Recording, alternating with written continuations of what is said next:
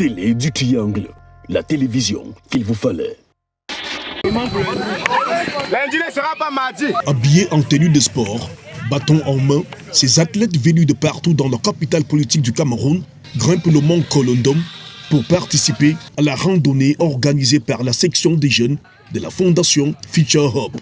La randonnée, c'est déjà pour créer un cadre d'épanouissement, permettre aux jeunes de divers horizons de se réunir au sein de la même activité pour déjà apprendre à se connaître, se cultiver, apprendre de nouvelles bases pour forger leur vie, rentrer avec de nouveaux principes et déposer même les soucis qu'ils ont. Accompagnés par les Miss et Misters, ces athlètes participent à cette randonnée pour pratiquer du sport, découvrir la nature et s'éprouver. J'ai pris part à cette randonnée pédestre parce que je voudrais m'évader.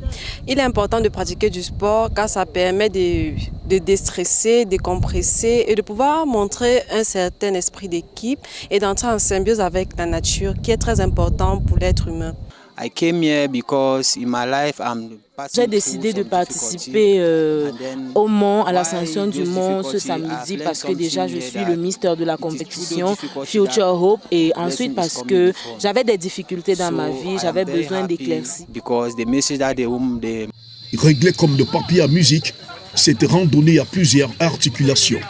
L'échauffement, l'ascension du mont Kolondom, les jeux et attractions divers, et l'échange avec le pasteur Eyoum, la maman du groupe, permet aux randonneurs ici de comprendre que, quelles que soient les montagnes dressées dans leur vie, il suffit d'un peu de foi. Ils vont les déplacer. Le texte qui sous-tend cet échange se trouve dans le livre d'Agé, chapitre 1, verset 8.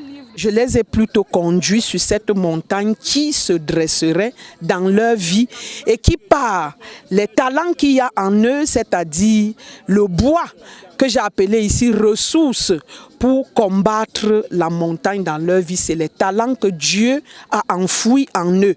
Sur le mont, les randonneurs font les photos de souvenirs. On peut lire la joie et l'épanouissement sur leur visage. Mais certains trouvent que l'ascension était difficile. Je trouve que ce mont était un peu difficile par rapport aux autres. Moi, je suis très passionnée de la nature.